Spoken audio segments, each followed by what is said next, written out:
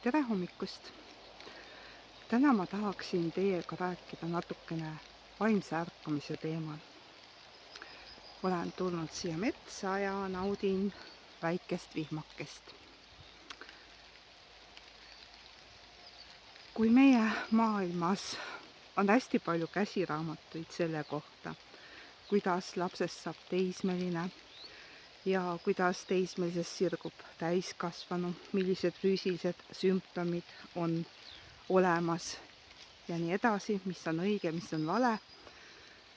Kuigi neid sõnu õige ja vale ma ei kasutaks, sellepärast et mis on ühe jaoks õige, ei pruugi teise jaoks õige olla, igaüks on isemoodi. Ja võib-olla seepärast ongi väga raske teha käsiraamatut vaimse ärkamise kohta. Aga kuna see teema järjest ja järjest rohkem päevakorda tuleb, siis võib-olla tutvustan mõningaid sümptomeid. Sümptom number 1 on kummaline sisetunne, et midagi on muutumas.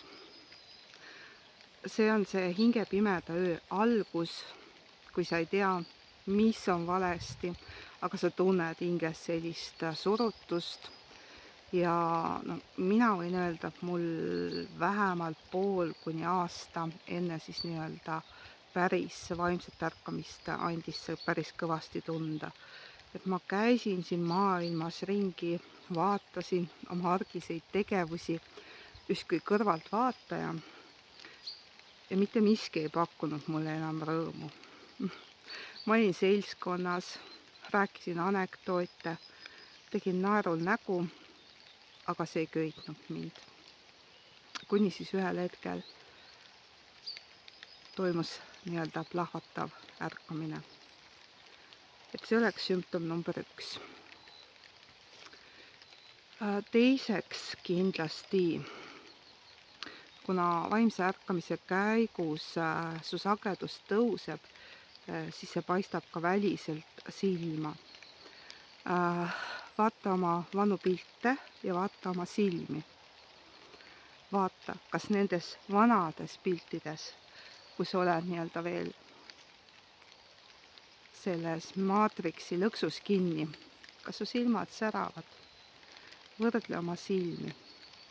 Ma ütleks võrdle oma aurat, aga aura nägemist peab õppima. See ei ole võimatu, sellega saab igaüks hakkama, aga selleks on oma tehnikad. Aga vaata oma silmi, silmad ei valeta. Eesti vanasõna teab. Ja lähen siia rohkem kuuse alla peitu, siis vihm ei saja telefoni peale. Ja sa näed silmades erilist sära, mis vaimse ärkamisega kaasa tuleb. Isegi siis, ja see on loomulik algul, et toimub nii-öelda joo-joo efekt. Ühel hetkel sa oled kõigest vaimustuses ja siis oled sa justkui jälle mudas ja ei tea, mida elult tahta, kuhu suunas edasi minna, kes või mis sa oled. Ja see jälle möödub, kuni ühel hetkel need tõusud ja mõõnad muutuvad järjest lühemaks, see protsess kiireneb. Nii et silmad number 2. Edasi sa muutud tundlikumaks. Võib-olla oled märganud, et sa ei taha enam suurtes seltskondades käia, sa ei taha enam poodi ostlema minna nagu vanasti. Sulle ei meeldi peod, sa ei ole vaimustuses sellest, et klassikaline nii-öelda pika süldilauaga sünnipäev sulle tehakse. Need energiad väsitavad sind. Ja ühel hetkel sa oledki nii nagu mina siin metsas kuuse all ja tunned ennast maailma kõige õnnelikuma inimesena keset loodust. Lihtsalt sa muutud tundlikumaks ja sa hakkad teiste inimeste negatiivset energiat tunnetama ja see väsitab. Eriti poes, eriti uudiseid vaadates, eriti telerist, nii-öelda selliseid saateid, nagu sa vanasti vaatasid, mis hirmu tekitavad ja on baseeritud hirmutamisel. Igasugused sellised politseisaated ja ja sõjasaated ja nii edasi. Järgmine, mida sa märkad, on see, et su ellu tulevad sünkroonsused. Esialgu leebelt numbrite näol, sa hakkad neid märkama. Varem sa kõndisid mööda. Võib-olla ka mõne raamatuga, ükskõik mis pildiga, mis jõuab sinu ellu õigel ajal, kukub sulle näiteks raamaturiiulist kätte. Ta on sul kogu aeg olemas, aga sa ei ole seda selle pilguga kunagi lugenud. Võib-olla, kui oled tundlikum, tunnetad ka lahkunute energiat, eriti kui on nii-öelda leinaprotsess pooleli. See on täiesti tavaline, et sa tunnetad, kuidas energia sinu juurde tuleb. Ja siis sa saad aru, et on erinevad energiat, on kuumad ja külmad, on torkivad, on kõditavad ja nii edasi. On kundaliini energia, mida ei ole millegagi võimalik segamini ajada.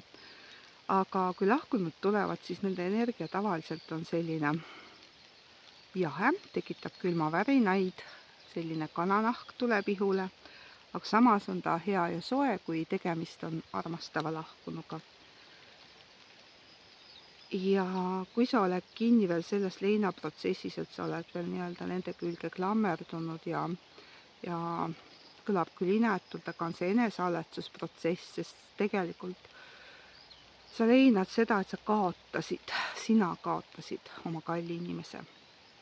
Sellel teisel on nüüd kõik hästi, sest ületades seda piiri, jõudes teispoolsusesse, on ka jonnakaid hingi, kes jonnivad ja ei taha üle minna, et nii-öelda teemullikud hinged, kes jäävad siia kummitama, aga las nad siis olla, nemad on madalamates energiates, kui sa edasi arened ja nii-öelda kõrgema sageduse saavutad, siis nemad sinusse ei puutu.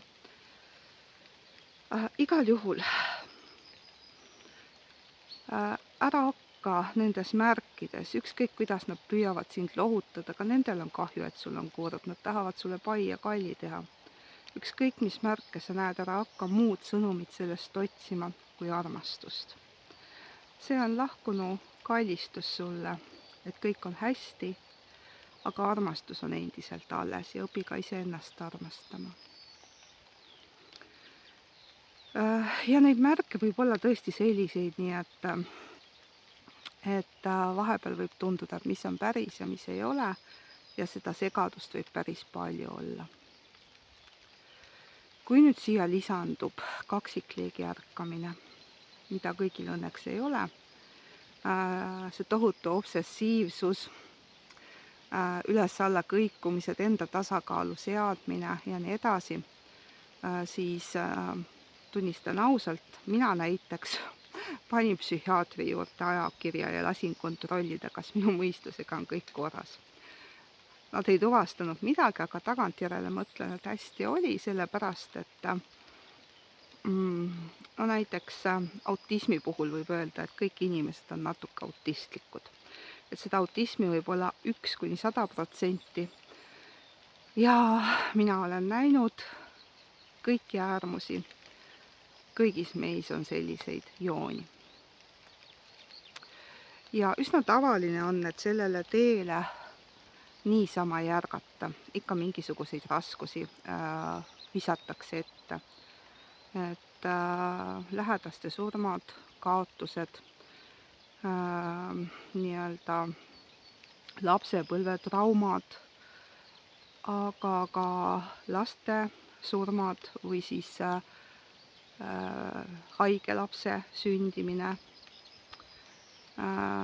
Minu noorem poeg on nii-öelda täisautist, täiesti mutist, kõnetu autist ja tänu temale ma olen õppinud ainult endale ja oma perele keskenduma, kui mul varem oli probleemi sellega, et mida teised minust arvavad, siis hetkel, kui sa oled lapsega EMO-s ja sa tead, et temal on need oma kiiksud ja lohutamine ja kallistamine teeb asja hullemaks, nad ei talu puudutusi sellistel hetkedel, ja tal tulebki lasta lihtsalt nii-öelda jonnida ja karjuda lõpuni. Ja siis, kui kõik inimesed vaatavad etteheitva näoga ema poole, et miks sa ei lähe oma last lohutama, aga mina ju tean, et tema peab minu juurde tulema. Ta tuleb minu juurde siis, kui ta on oma selle ängi välja karjunud. Ta tuleb ja see protsess on kiirem kui see, kui ma lähen kunstlikult lohutama. Et mina tean seda ja sellest ajast saadik ma tunnen, et see on minu jaoks suur õppetund olnud. No muidugi ei saa märkimata jätta, et tema selline käitumine andis meile ka natukene eelisjärjekorra. Me saime kiiremini arsti juurde, sest keegi ei suutnud seda kisa välja taluda. Laps sai kiiremini abi. Aga see on naljaga öeldud. Sellised õppetunnid. Ükskõik, töökaotused, mis iganes võib olla, mis sunnivad sind oma kohta elus otsima. Ja mida ma veel tahtsin öelda?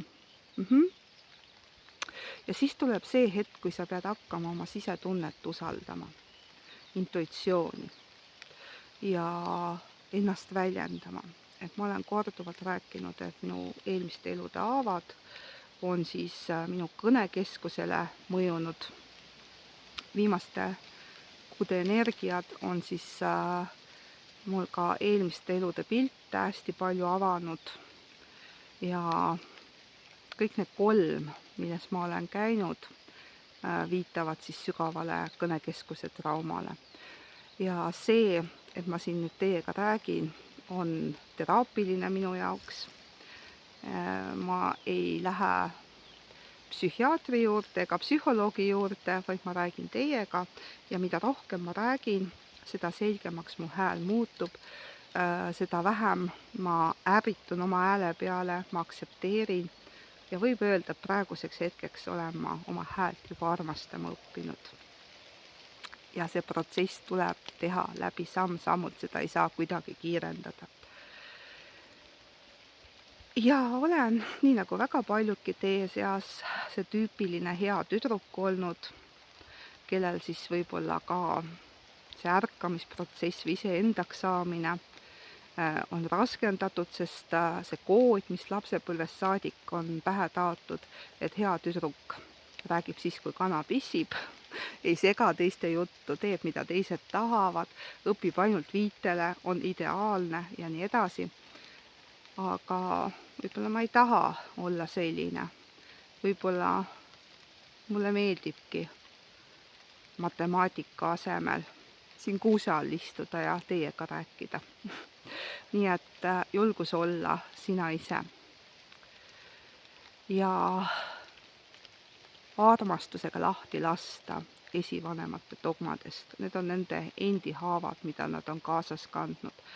Ehk mulle meenub jällegi oma luulekogust Elu kui saatana pallil tsitaat, mille ma olen ka lauluna lasknud AI-l teha lauluks, panen lingi siia alla. Seal on sellised sõnad, et peast ma sisu nii-öelda meenutan lihtsalt, et ma täpselt sõnastust ei hakka teile siin punnitama mälu järgi, aga põhimõtteliselt, et inimesed on kasvatatud nii seaduskuulekateks, et tuleb, mitte riigi seaduskuulekus, seda nagu rikutakse kergema meelega, aga nii-öelda nende dogmade suhtes, et ei ole viisakas ära minna tapalavalt. Kujutage ette nüüd keskaegset giljotiini ja hukkamisprotsessi, et kui see vang lahti siduda ja sinna panna, siis viisakas saaks ikkagi pea ise sinna giljotiini alla panna. Aga kui on nüüd selline tüüp, kes selle asemel, et pead sinna giljotiini alla panna, kõnnib lihtsalt minema, siis see on ju häbiväärne, nii ei tehta. Aga miks ma peaksin valima enda hingehuku, kui ma võin oma teed käia? Nii et ole sina ka julge ja astusid 3D tapalavalt maha ja leia iseennast üles. Kas on veel midagi, mida ma tahaksin täna öelda?